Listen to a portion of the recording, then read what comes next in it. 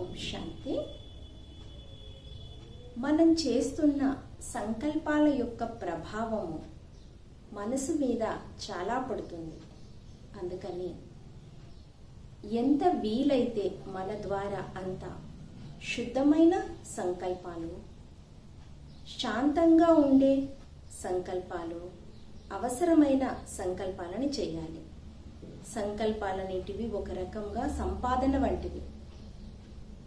ధనముని ఏ విధంగా ఆలోచించి ఖర్చు పెట్టుకుంటామో మనం చేస్తున్న ఆలోచనలు కూడా అంత క్వాలిటీగా ఆలోచించి వాటిని ఉపయోగించుకోవాలి. మనం చేసే ఆలోచనలు శక్తివంతంగా ఉన్నప్పుడు మన మాట లోపల కూడా మధురత మరియు ధైర్యం వస్తుంది. మనం చేస్తున్న ప్రతి పని సక్సెస్ఫుల్గా మారుతుంది. మనం అశాంతి, ఆందోళన, ఆటంకాలకు గురికాము. అనారోగ్యం కూడా రాదు. అంటారు కదా, తన కోపమే తన శత్రువు, తన శాంతమే తనకు రక్షణ అని. అందుకని మనం ఎప్పటికప్పుడు స్వయాన్ని పరిశీలించుకుంటూ ఉండాలి. పరిశీలన ఉండాలి, పరివర్తన ఉండాలి. నేను ఆలోచిస్తున్న ఆలోచనలు ఏ విధంగా ఉన్నాయి? శుభకరమా, అశుభమా? కళ్యాణం చేసే ఆలోచనలా లేదా అకల్యాణం అవుతాయా? ఎప్పటికప్పుడు పరిశీలించుకోవటం వలన అనవసరమైన ఆలోచనలని, థాట్స్ని మనము కట్ చేయగలుగుతాము. ఇది తప్పు, ఇది అవసరం లేదు, ఇది అన్నెసెసరీ అనుకున్నప్పుడు అక్కడ ఫుల్ స్టాప్ పెట్టేయాలి. దానికి బదులుగా శుద్ధమైన ఆలోచనలు, మనకు కావలసిన ఆలోచనలు, కార్యానికి సంబంధించిన ఆలోచనలు, పరమాత్ముడికి సంబంధించిన ఆలోచనలు మనం చేయటం వలన రోగాల నుంచి ముక్తులవుతాము, నిర్విఘ్నంగా అవుతాము, విజయీ స్వరూపులవుతాము.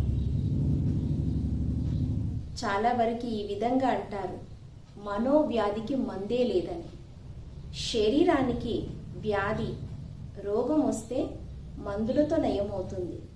కానీ మనసుకి వ్యర్థము, బాధ, అశాంతి, దుఃఖము అనే రోగం వచ్చేస్తే దానికి మందు లేదు. దానికి మనశ్శాంతి, పరమాత్ముని ధ్యానమే ఒక మందు.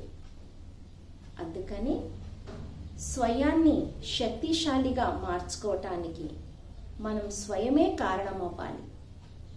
ప్రశాంతమైన జీవితానికి శాంతి యొక్క ఆలోచనలు ఆధారము. శాంతి యొక్క ఆలోచనలు మనసుకు శక్తినిస్తాయి, తనువుని ఆరోగ్యవంతంగా మారుస్తాయి. ఇంపాసిబుల్ కూడా పాసిబుల్ అనిపిస్తుంది. రైట్గా ఆలోచించాలి, రైటియస్గా అవ్వాలి.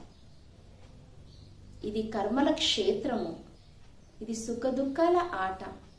మరణించే వరకు ప్రతి వ్యక్తికి ఏదో ఒక రకమైన అలజడి, ఆందోళన, సుఖము, దుఃఖము అన్నీ ఉంటాయి. ఒక ఆటని ఆటలా భావించి ఎలా ఎదుర్కొంటామో మన జీవితాన్ని కూడా ఆటగా భావించి అన్నింటిని పరమాత్ముని యొక్క స్మృతి అనే శక్తితో ఎదుర్కోవాలి. మనసుకు శక్తి ఎప్పుడు వస్తుంది? భగవంతుణ్ణి ధ్యానించటం వలన, శుద్ధంగా ఆలోచించటం వలన. శరీరానికి భోజనం ఎంత అవసరమో ఆరోగ్యంగా ఉండటానికి మనసు కూడా శక్తిశాలిగా కావటానికి శుద్ధమైన ఆలోచనలు, ఈశ్వరుడి యొక్క స్మృతి అంత అవసరం. ఎందుకంటే ఈ విశ్వాన్ని పాలించేవారు, నడిపించేవారు పరమాత్ముడు. ఆయన సర్వశక్తివంతుడు. ఆ భగవంతుని యొక్క స్మరణలో చేస్తున్న ప్రతి ఆలోచన కళ్యాణకారిగా, శుభకరంగా మారుతుంది. కాబట్టి శుభంగా ఆలోచిద్దాము, శుభ చింతకులుగా అవుతాము, ఆరోగ్యంగా జీవిద్దాము. ఓం శాంతి.